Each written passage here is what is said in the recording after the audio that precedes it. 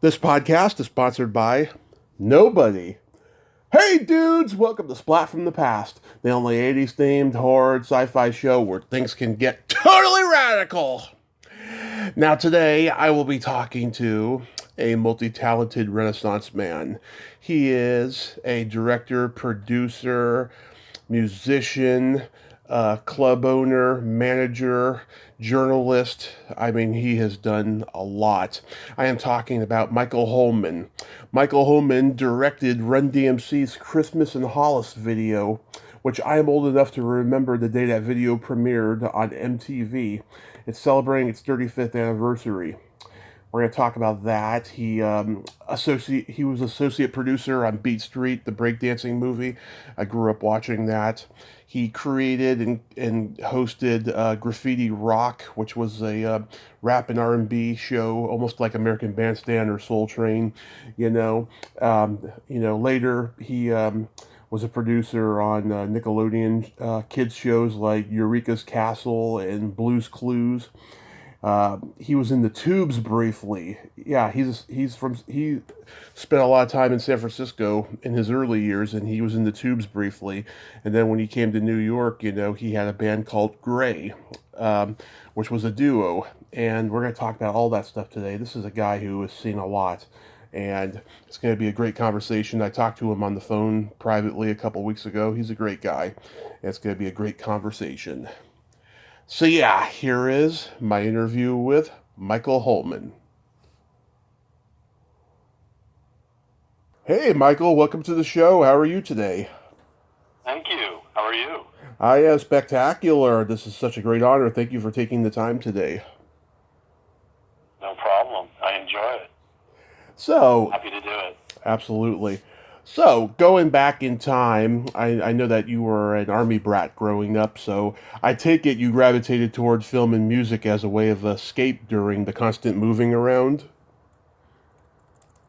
Actually, I think the constant moving around and moving around internationally just fed what was probably naturally there was an idea of an appreciation of the arts, appreciation of culture, and being an Army brat really fed into that. I can think of a handful of other military brats like David Byrne from the Talking Heads, or even I think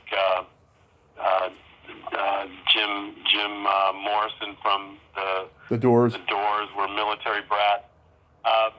Being a military brat and able to travel the world, gives you a hell of an advantage in terms of being exposed to culture and to worldwide culture, and it feeds your voice as an artist, as a budding artist, if that's indeed what you were intended on doing.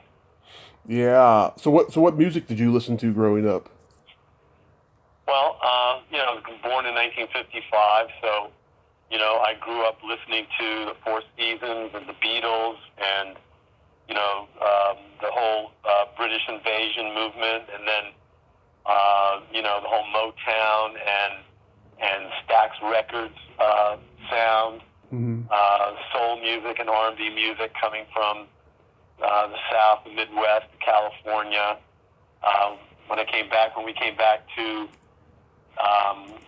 the States, when my dad was being stationed to Vietnam, was around 1966, and that in 66, 67, 68, as you know, was like this explosion of great music from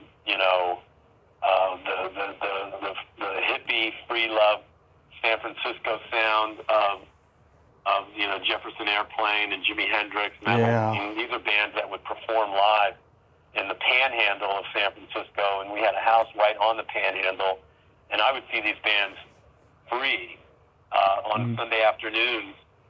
I was that kid sitting on the amplifier. It's kind of had a zeitgeist kind of experience growing up, where I would somehow find myself in places where huge cultural awakenings for human beings was happening, like Germany when the Beatles were blowing up. Yeah. They would come to Hamburg, and then the 60s we moved to San Francisco.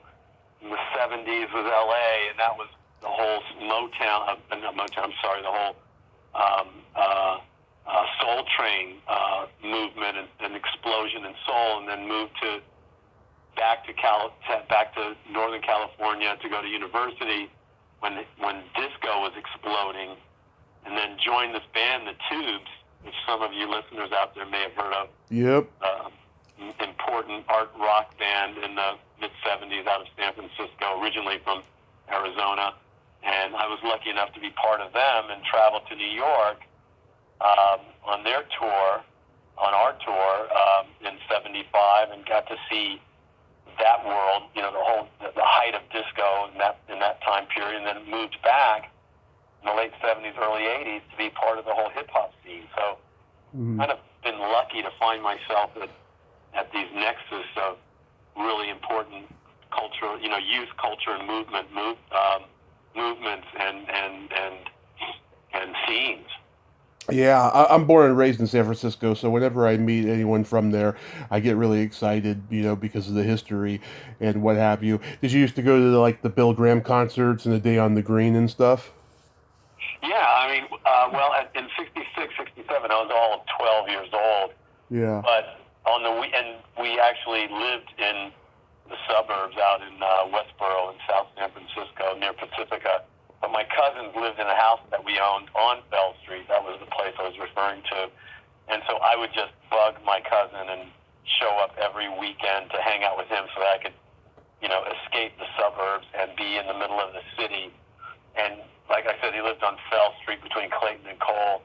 And that was just at the heart. That was, literally blocks from Haight-Ashbury.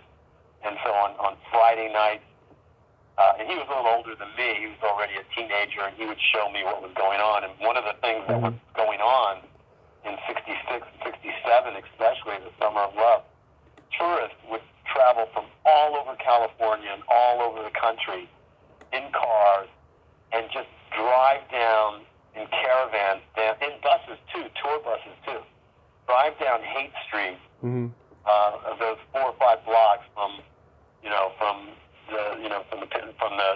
the end of Haight that empties into Kezar Stadium, all the way from the Fillmore, and those 10 blocks, they would just drive down Haight Street, gawking and taking pictures, looking at the hippies, beautiful people, and then we'd show up on our Stingray bikes to watch them watch the hippies.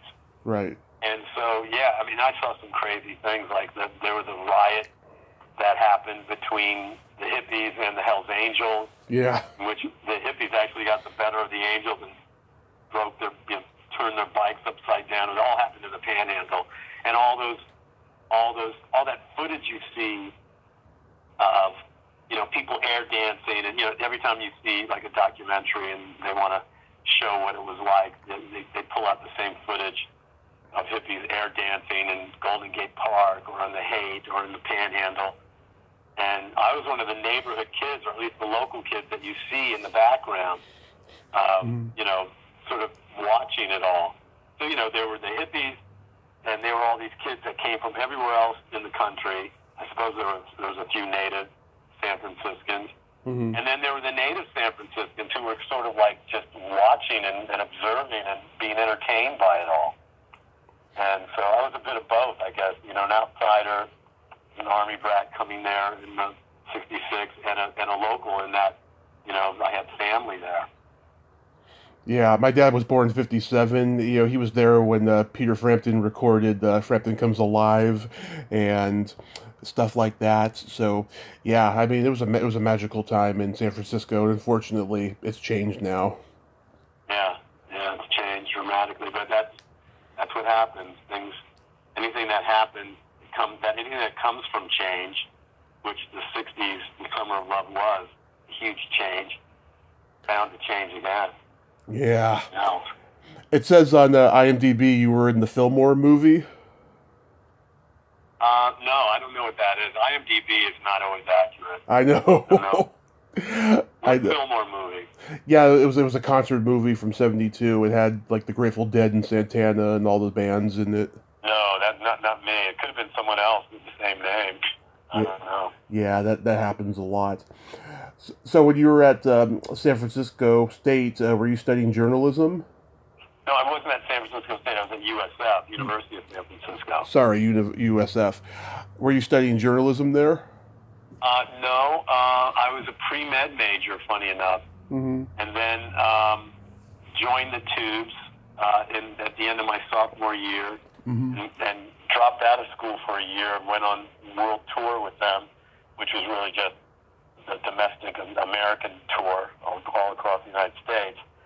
And then after that tour was over in '75, I went back to USF and got a degree in economics and graduated with a BA in economics. And then because of my experience with coming to New York in the Tubes and other visits to New York, I was sure that was where I had to be and would be my home forever, and it has been. I've lived here since I moved there. When I graduated in '78, I moved to New York right away. Right. And I haven't left. So you left the Tubes just before they recorded that great first album? No. The first album was called The Tubes. Right. Had White Punks on Dope on it, and What Do You Want From Life? What Do You Want From Life? Yeah. All that. I'm in the band during the time of making that album. Oh, okay. And the next album, which had, I think, Space Babies and Yeah. Don't Touch Me There and stuff. So I was with them during, 75, 76. Yeah, I saw and met them in 2016 at Santa Cruz. Man, Fee Waybill, he is very quiet off stage. On stage he's an animal, but off stage he's a completely different guy. Yeah, that's true. It was a special time for all of us. For me especially, because it was such a baptism into arts and show business and theater. They had been doing their thing for a couple of years before that, but when I joined them, it was right when they were blowing up and had that really historic gig at the Roxy in L.A. That everybody attended, from Cher to Mick Jagger, and everybody was there. And, lines around the block to get in and see the show. That really was their blast-off.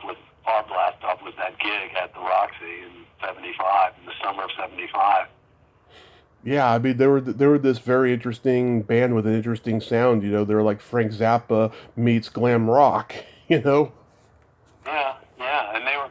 What I was always impressed by them. They were these guys who, for the most part, had all come from Phoenix, Arizona, and sort of decided in the early '70s to get a van and drive up to San Francisco and start playing there. And what was interesting about them is that I guess they didn't have much else to do in Arizona and Phoenix other than to play music and get tight, because they were amazing in terms of their virtuosity. I mean, just incredible. I just remember, being backstage, listening to them before I would go out, or listening to them play for a song that I wasn't involved in, and just marveling at how tight they were, how that their musicianship was so on another level. They weren't just throwing songs and beats together. They were real. They were a really tight outfit. And then when they were taking their somewhat theatrical ideas and costume ideas to another level with the help of Kenny Ortega, Yep. who had been on I guess his first steps in show business was being in the California tour of Hair.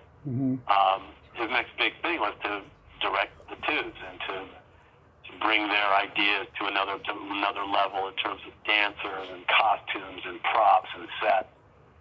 And he did that, but they were amazing. Even before Kenny and I were involved, I remember seeing the Tubes perform at Mr. D's in San Francisco while I was still in school. It would have been '74 for a Halloween show. And they were opening up for Iggy Pop and the Stooges, who ended up never showing up. And I remember I'd been tripping on acid, and I showed up for the gig, and I'm looking at the show in the middle of the Tubes gig, and I was realizing, even though I was tripping, I knew that there was something going on the stage, and I just couldn't figure out, but that was blowing my mind. And it took a moment to realize for me that everyone on stage, all the instruments, all the outfits, the props, the sets, everything was either black or white or some gradation of gray. Even the flesh tone, they had all been airbrushed with gray spray paint. Mm-hmm. Everything on the stage was black and white. So I was looking at a black and white film in 3 dimensions, and it was like, wow, what a creative concept. What an amazing thing to do. Like, it just hit me that, wow, these are artists that came up with an idea. It was actually Michael Cotton who pulled that off, who was a synthesizer player, and Prairie Prince, who was the drummer of the Tubes. They were the real visual artists, visual part of the band. And, you know, when I saw that, that was a real life changer for me. It was just like, okay, an artist it was a concept, it was conceptual, artistic expression. And I wanted to be part of that. And little did I know, a couple of months later, I would meet them at a disco. I was dancing. I was recruited because I was a good dancer. Mm-hmm. Michael Cotton said, be part of our, you know, cast of 1,000 in our White Punks on Dope closing number to our set. Mm-hmm. During White Punks on Dope, there'd be like literally 30 or 40 people on stage doing hundreds of different things all at the same time. It was like a circus. And so I started out as just a dancer on stage during White Punks on Dope to becoming a dancer and backup person and costume maker and prop maker and just running away from college and running away from my normal life and joining this circus that was the Tubes for a year. But it was a real beginning of my life as a professional artist. Amazing. So you go to New York, you attend NYU and study film. Did any of your classmates make it big in directing or producing in your class? Well, I came to New York, and actually, because I had a degree in economics, mm-hmm. I started, funny enough, working in Wall Street as a junior banker. It was just the job that made sense to the degree I had, but it was not what I really wanted to do. And I'd do that in the daytime, but at night I'd be out at CBGB's or the Mug Club or Max's Kansas City, hanging out with, you know, the bohemian crowd in New York.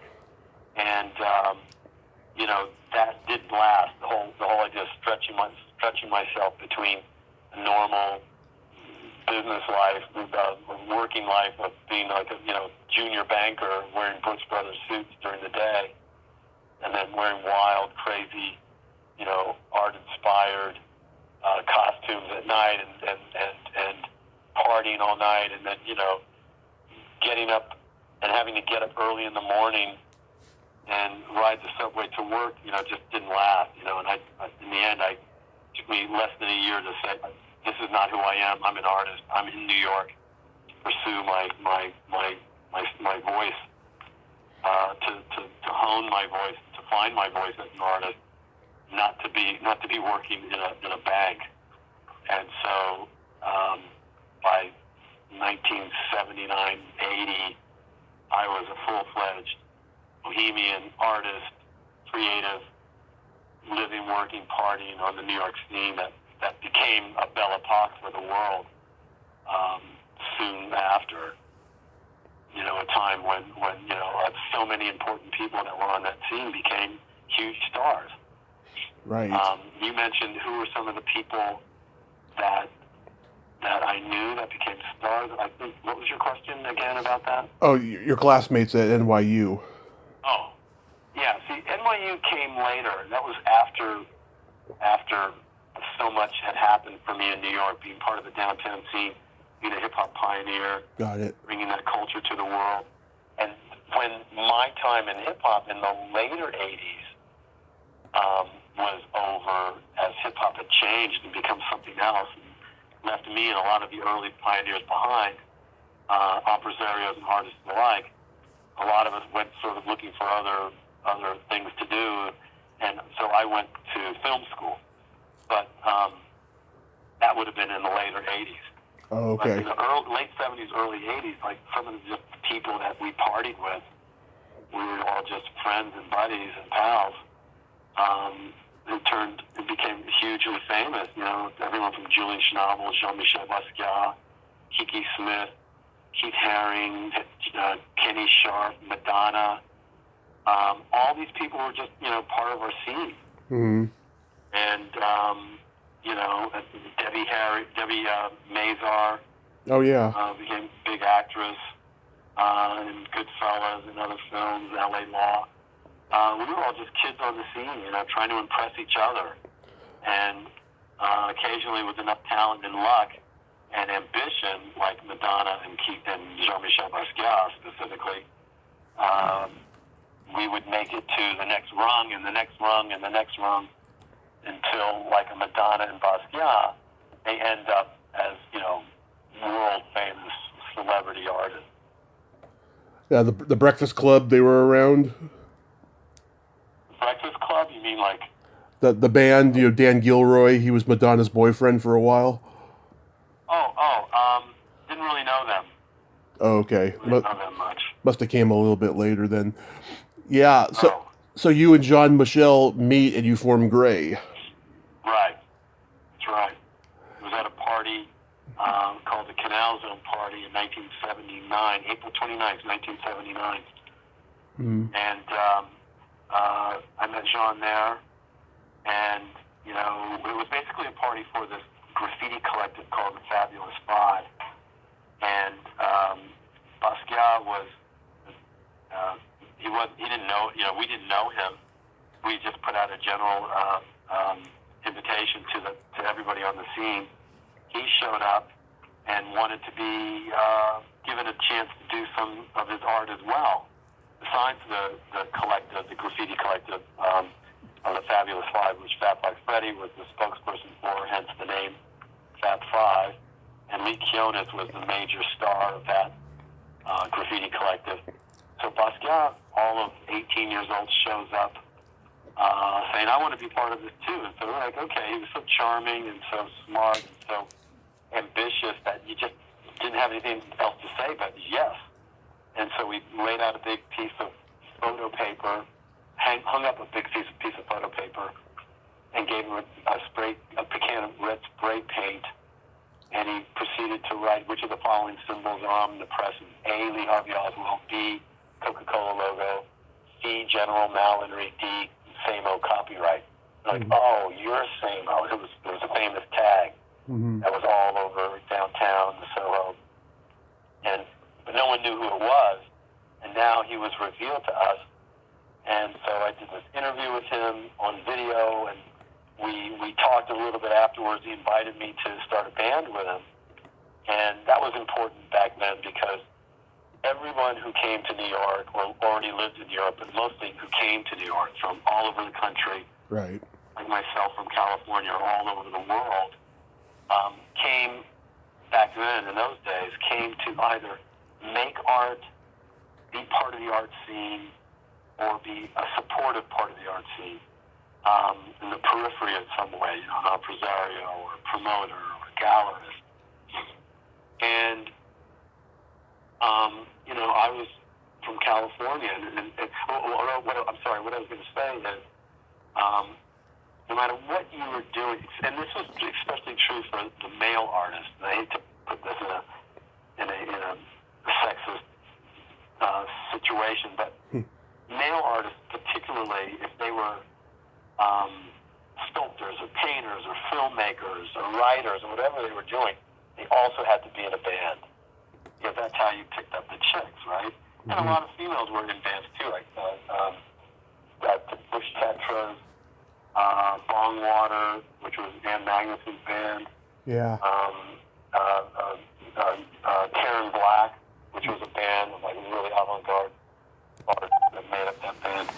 But for the most part, you know, they were guy bands, no wave, new wave, right, wanting to be on stage, wanting to be popular and pick up chicks. And so we were no different when we decided to create Grey, but how we performed and what the music we made was radically different. You know, everyone else, like James Nares or Robert Longo, a lot of the different artists that blew up on the downtown scene later on as fine artists, had bands, Jim Jarmusch. they had the Del Byzantines, and the Girls was a band that George Condo was in.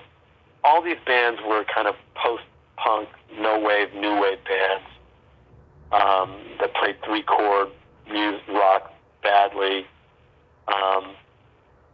But we decided we would go much more down the path of John Cage and Stockhausen and atmospheric noise music, experimental, and that's what we did. And we really stood out for that reason. We were, everyone else was basically kind of doing this kind of pseudo, post-punk new wave, and we were just trying to deconstruct our instruments to make like noise and sound that was both spacious and beautiful, but also challenging and unusual and unique.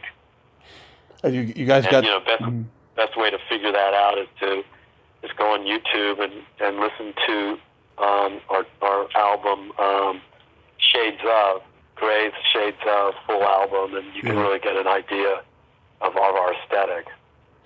Right.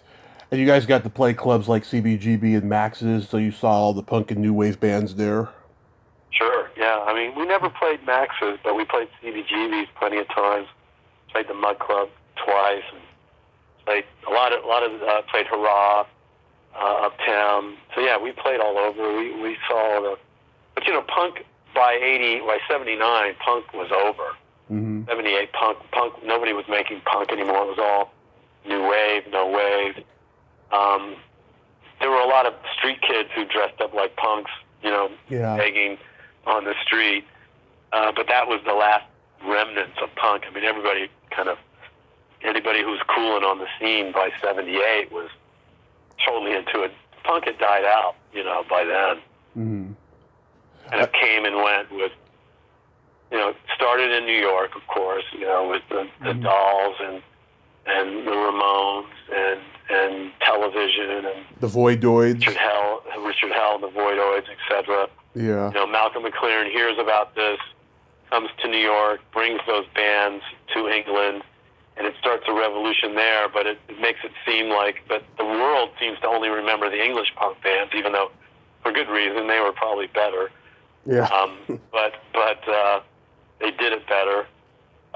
They did the extreme fashions of the Mohawks and all that, even though that kind of comes from, Taxi Driver, Yeah. Terrence Bickle wearing the Mohawk that Vietnam War veterans from the 1st Airborne paratrooper division would wear Mohawks, and that's kind of where that came into that movie, and then it kind of came into punk fashion in England. And it was so extreme and so visual that everyone thought punk started in England, but of course it didn't. It started in New York. But I don't know why I mentioned that, but I always like to mention that. Yeah. You guys got to open for like Bow Wow Wow with Todd Rundgren, right? No. Wow, you're mixing up a whole lot of different references. I know, all the damn Wikipedia and IMDb is never accurate. Yeah. No, what happened, but you do mention a lot of commonalities. Mm-hmm. But as far as Bow Wow Wow, what happened there was that's more of my hip-hop impresario world where I met Malcolm McLaren. Yeah. And he asked me to put together, and I introduced him, I brought him up to the Bronx and introduced him to the scene that was going on up there, mm-hmm. that would later be called hip-hop. And he asked me to put together a review of these hip-hop artists to open up for Bow Wow Wow at the Ritz, September 15th, 1981, and it consisted of rocksteady, breakdancers, DJ Africa Bambaataa on the turntables, and Jazzy J on the turntables, Ike C on the microphone. My film Catch a Beat was playing, and I believe there was graffiti artists from Zulu Nation. So that was really the first time that all the elements of hip hop, not just rap and DJing, all the elements of hip hop, including graffiti art and breaking, was presented to a paying audience. And that happened, ironically, downtown instead of uptown, where it all began. And then that moved. So that's where the opening for Bow Wow Wow happened. That was me more as an impresario. And Todd Rundgren, it's true that Gray, as the Windmills, it was a different name. We were doing more acid lounge. Yeah. This would have been in the 1990s. We opened up for Todd at the what was once called Studio 54. I forget what it was called then. At the time, the Studio 54 space changed to something else. Mm-hmm. And Nick Taylor and I, who are Gray today, working on a new album right now. Nick Taylor and I, as the Windmills, opened up for Todd Rundgren. And Todd is, of course, an old friend of mine because he was one of the producers of one of the Tubes albums. So I met him back then. Oh, yeah. I was a huge fan, even before I was ever out of high school. And, now he and I are really good friends. We've worked on each other's projects over the years. And, I visit him all the time. And every time he's in New York, we hang out. But, that's how the Todd part comes in. That was with Gray / the Windmills. Yeah, I've seen Todd live. I mean, he's a craftsman and a showman. I mean, just, God, he puts on a great show, that guy. So what's the genesis of Graffiti Rock? Well, as I told you about bringing Malcolm up to the Bronx and then having him ask me to put together a hip-hop review of different artists for Bow Wow Wow, a young lady named Bruza Blue, an English woman who knew Malcolm, saw that show and asked me to bring my review to her Thursday night at a club called The Grill, which was a Jamaican music club in the East Village. And she had a Thursday night there. She inherited from Cosmo Vinyl, who was the manager of The Clash. Mm-hmm. And, of course, The Clash had a real connection to Jamaica. And so I guess that's why he was given this night. And he was too busy, so he let her have it. And then she found me and what I was doing and asked me to bring the whole hip-hop review there. So that happened there for every Thursday night for like half a year or so. She then took it and moved it to the Roxy's roller skating rink, and she went in a direction of taking it to a bigger club, and I went in another direction and took it to television. And so I was already putting together a little public access TV shows in New York, and small public access shows that would reach literally a couple of thousand people. It was just very restricted to neighborhoods and didn't have much of a reach.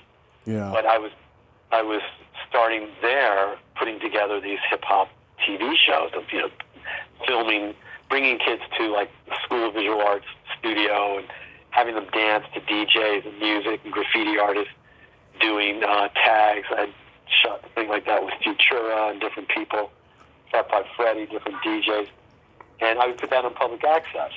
And then I just kept pushing this idea that this was going to get to television. This hip-hop movement is big, and it's going to be on TV. And, of course, no one ever believed, not no one, but a lot of people thought I was dreaming. But eventually I found these investors that worked at Payne Weber who were backing different show entertainment projects, and they backed me and gave me the funding I needed to create Graffiti Rock, and so that was the first hip hop television show ever. It had Run D.M.C. on it, the Treacherous Three, with Cool Mo D. It had Shannon City Breakers, which was a crew I created, a breakdance crew that I created, Power Breakers, that would eventually become the basis. Power breaking eventually becoming the basis of the breaking that you're now going to see in the Olympics, which is breakdancing in the Olympics for the first time in 2024. Did you have the Fat Boys on? No, there's only Graffiti Rock only happened once. I only managed to create the pilot. It aired 88 markets around the country to good Nielsen numbers. But then when we had to take it to NAPD, to the fair where producers of television content programming go and show their wares, and with the hopes that broadcasters will pick it up. Excuse me. Mm-hmm. When we went there in '84 and '85, after airing Graffiti Rock, all of the local station managers, who are the people you need to buy this material, were all basically saying, well, we already have Soul Train. What do we need this for? No, it's not Soul Train. It's a whole different thing. This is about hip-hop culture, Mm-hmm. et cetera, et cetera. Or they would say, well, this rap thing, it's a passing fad. It's just not going to last. And we went twice to NAFD. And, these are all primarily mid-America, middle-class, white, male station manager buyers who just didn't get it. And after 2 years of trying to sell the show, I went back to film school, went to NYU Film School, and watched as a couple of years later, MTV, with my friend Fat Five Freddy, created Yo MTV Raps. And, I once again suffered from Trendheimer's disease. I was a little too ahead of my time. But, so my brother is a rap and breakdancing aficionado from way back when, and he had Beat Street on VHS when we were kids, and we used to watch it. How did you get involved with that movie? Well, yeah, that's interesting. So when Beat Street was going into pre-production, when Harry Belafonte and David Picker from United Artists, and Harry Belafonte, who, of course, we all know, just made a decision to back a friend of mine's script and make it into a film.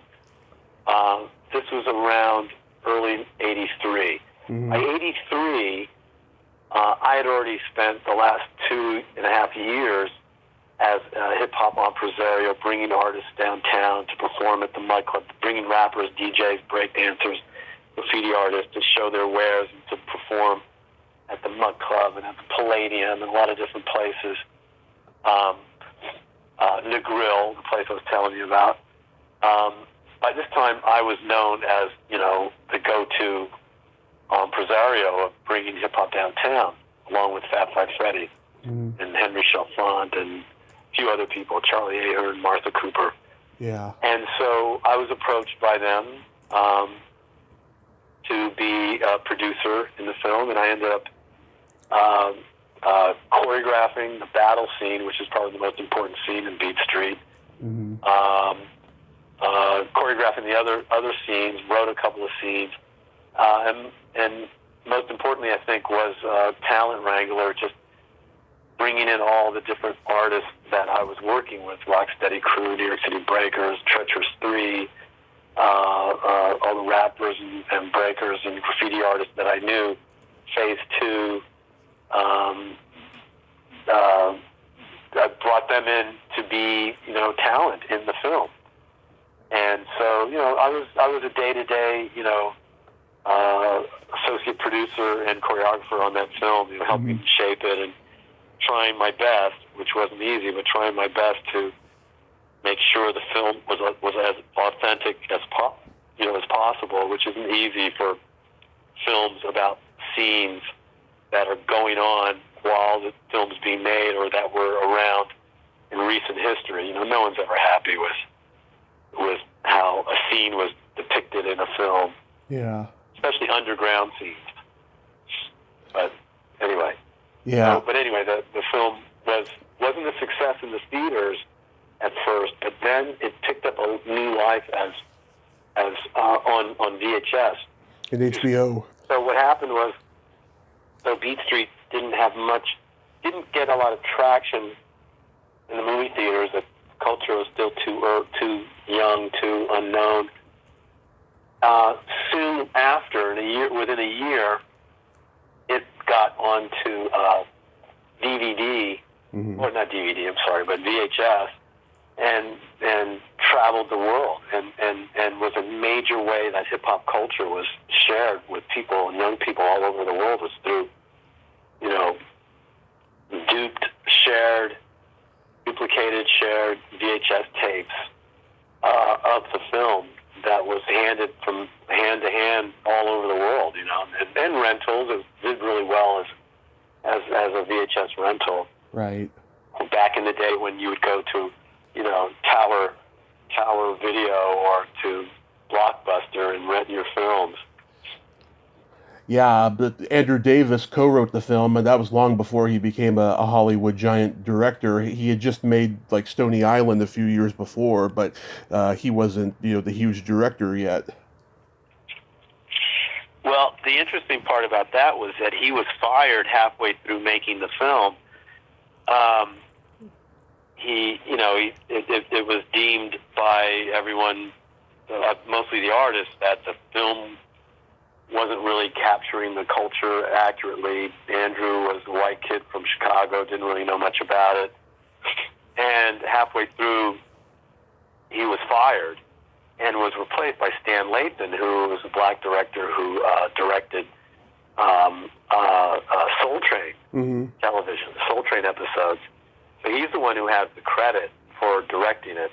And then, of course, the irony, well, I don't know if it's irony, but the justice that Andrew Davis got was that, next thing you know, we were seeing him directing The Fugitive and blowing up, so it was like, oops, well, who knows? Right. Yeah, I was going to ask you about Charlie Ahern, because Wild Style was out at the time, so was that a big influence on the movie? Well, yeah, Wild Style came out a year before. I don't know how much of an influence it was. Wild Style was definitely closer to the culture. It was definitely more authentic. Charlie Ahern went up to the Bronx and basically filmed events that were happening, so it had a sort of documentary vibe to it. Whereas Beat Street was all being recreated, and oftentimes with a lot of Hollywood direction that didn't really understand the culture, so there was a bit of a frustration there.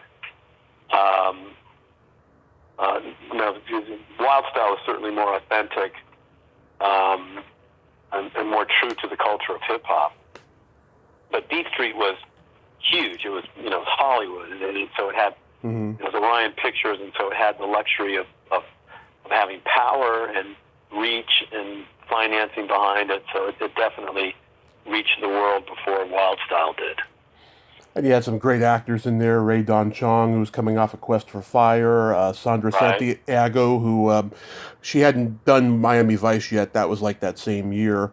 And, of course, Dwayne Jones from Night of the Living Dead, who passed away a few years later. Yeah, that's a high-quality cast there. Yeah, well, not A-list, but quality, yeah, sure. Quality actors. Quality over quantity, yeah, sure. So I'm old enough to remember when the Run D.M.C. Christmas in Hollis video first premiered on MTV. My memory goes back to the age of 2, and I was 4 when this video premiered.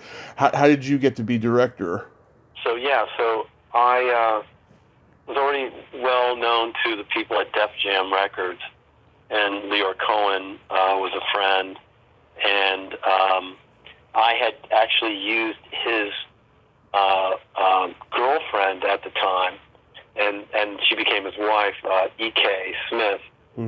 Used her as a model in a Jaguar car commercial I made. Actually, it was a student film project, but it was still a Jaguar car commercial. And so that's how I got to meet Leor, and he brought me in to do a couple of things at Def Jam. I directed the Adidas commercial that Run D.M.C. is featured in, my Adidas, and then I was asked to do the Christmas in Hollis music video by Leor, and that's how I got it. And I ended up, I wanted to produce and direct it, which I did, and used my friend Michael Cotton from the Tubes to do the production design. Used one of my break dancers from the New York City Breakers, Little Lep, played the leprechaun, or actually not the leprechaun, the elf. The elf. Santa's elf. Debbie Mazar was my costume and makeup person. I had another one of my break dancers, Chino Lopez, his dog, Misty, his pit bull Misty, played one of the reindeer. Played the be reindeer. There was only one reindeer. It had a Dr. Zeus vibe, so we took a dog and put antlers on his head. Like the Grinch, yeah. A la, Zeus. Yeah. And who else? D.M.C's mom played herself in it. Yeah. Who else was in that? That was sort of interesting.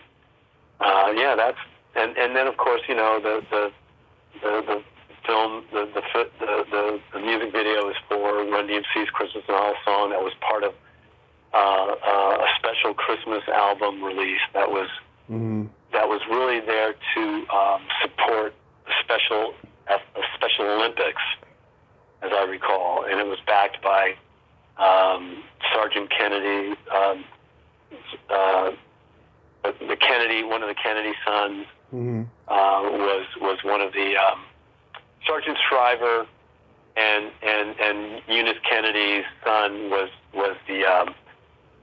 the chairman of that. It had a lot of really good pedigree and provenance, and I'm really proud of that music video.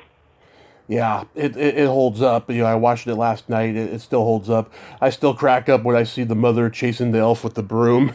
Yeah, chasing Little Lap, DMC's mom chasing Little Lap with a broom. Yeah. Yeah, he kind of freaked me out as a kid, just the way he says "nice." Right. Yeah, this froggy voice. Yeah, and that Santa Claus, he was like laughing maniacally at the end. That kind of creeped me out too when I was a kid. I've seen it a million times since then, so it's not as bad. Right. At that time, for a 4-year-old, it was kind of scary. Was Rick Rubin on set? Yeah, he was, but someone told me he was. I don't remember it. But in the past, I mean, more recently, someone said, "Oh yeah, Rick Rubin was there, and Russell was there," but I was too busy to notice. Yeah. I was just too busy to notice who was there, because I was directing and producing it, and I was just running around getting shots done and putting out fires, so I really didn't know what was going on. How many days did it take to film? It was a 2-day shoot, I think. Yeah, it was about a 2-day shoot. Yeah, I mean it looks great. The whole production of it looks so Christmassy and great. It really does hold up. Thank you. Absolutely. So how did Eureka's Castle come about for you? Oh, well, that's interesting. When I was in film school, I kind of listened to one of my professors who said, one of the best kind of early films you can make is a simple film with kids learning some sort of moral lesson. Mm-hmm. And I thought, okay, well, so I made a short film called Do the Right Thing. Actually, before Spike Lee used that title. Mm-hmm. It was one of my young breakers who was a silent film, and he really covets these particular sneakers that he sees in the shoe store, and his friends help him steal the sneakers, and then his conscience gets the best of him, and he has this nightmare about the fact that the sneakers are gigantic and they're chasing him down the street, and he returns the sneakers, and the shopkeeper threatens to call the police, but the kid quickly does a good deed for the shopkeeper, and shopkeeper gives him the shoes, and everything ends happily ever after. But it was pretty well made, and it was a good story. It doesn't sound that great right now in telling it, but it was a good little student film, silent film. Well, somebody saw it, a friend of mine, and sent it into Nickelodeon, when Nickelodeon put an ad looking for directors and writers. Mm-hmm. And I really didn't. I thought that, what I did wasn't good enough or something. I forgot what I was thinking. And my friend was saying, send it in. And I was like, nah, they're not going to appreciate it, whatever. It's just a student film. And then this friend told me, no, I spoke to the person at Nickelodeon, and they're waiting for it. And I went, oh, wow, okay. So I sent it in, and it was all a lie. Nobody was waiting for it. But it did make a strong impression, and they thought I was really good with telling children's stories, and that's exactly what they needed for this show called Eureka's Castle. And I made about 16 short 2-minute long, either narrative-driven stories or kind of documentary stories, like kids dressing their dogs. Or a narrative story was like a little girl who finds a pea under her mattress and thinks, she's a princess because she can feel the pea through the mattress type thing. Or whatever narrative stories, kids building tunnels with cardboard boxes, something that I did when I was a kid. Mm-hmm. And, I was really good at it. I wrote them, handed them in, handed the script in to the main guy, a guy named Todd Kessler. He would approve, whatever, I'd hand him 10 script ideas. He'd approve half of them maybe and give me the budget to go make them. I put ads into the Variety magazine and to get actors whatever actors I needed, and friends with equipment. They gave me the equipment. I'd go out and shoot it and work with Todd Kessler to finish the edits, and then they would be these. Eureka's Castle was kind of a poor man's version of Sesame Street. Yeah. Like in Sesame Street, there would be all these little moments. There'd be moments with puppets and Muppets, and then there'd be little short films on video that were made, outside the studio. There were multiple characters, some human, some puppets, some different things like that. And so I helped make the films that were shot all out of studio. And then I did that for a couple of years, and then from that, Todd Kessler became a producer on a show called Blues Clues, which was a big deal at one time. Right. And I wrote and directed for that show for a short period of time. And I'm all over the map, man. I've done punk rock, new wave, no wave, noise, atmosphere to children's television, and to banking at being a Wall Street banker. I mean, you name it, I've kind of done it. It's amazing, yeah. And when you first, started doing Eureka's Castle, Nickelodeon, wasn't owned by Paramount and MTV then, so they were just fledgling. Okay. Yeah, the network was starting to get popular, but by the time Blues Clues came out, then Nickelodeon was huge and owned by Paramount and MTV. But on Eureka's Castle, you had some Jim Henson people there, right? Yeah. Yeah, were they recommended to you? No, I only made these. I had nothing to do with the studio production of Eureka's Castle. Oh, okay. Puppets or any of that. I made narrative-driven and documentary-driven short films with real people in them on video. I had nothing to do with the studio characters. Gotcha. Do you have any upcoming projects? Yeah. You mentioned that album earlier. Yeah. We're working on a new album. It's going to be out next year. I'm part of a show in London called Beyond the Streets, which is a giant graffiti street art show. It's going to be at the Saatchi Gallery in February 15th. Just came from a show, Basquiat show that I was an advisor on in Montreal. It's up right now. Mm-hmm. That's at the Museum of Fine Art in Montreal. Always doing a lot of different things. I'm now becoming a Broadway producer. I'm working on a new musical. I can't tell you what that is right now. Nice. But maybe when we announce it, I can come back on your show and let your audience know about it. Yeah. Oh, that's exciting. Especially since during the pandemic, Broadway and everything was closed. It's great that it's coming back. Yeah. It's pretty much back now. Have you ever thought about writing a memoir? Because you got so many great stories. Oh yeah, I will. I will do that. Because, like you said, I've either been involved with or witnessed some of the crazier things in American and world popular culture, and and in really interesting ways that is definitely worthy of a book or memoir, autobiography, whatever you want to call it. Mm-hmm. So yeah, before I keel over, I'm going to definitely do that. Hopefully, maybe sooner than later. And you've always been in New York since like '78 or whatever. Yeah. Yeah, you've seen the changes it's gone through. Sure.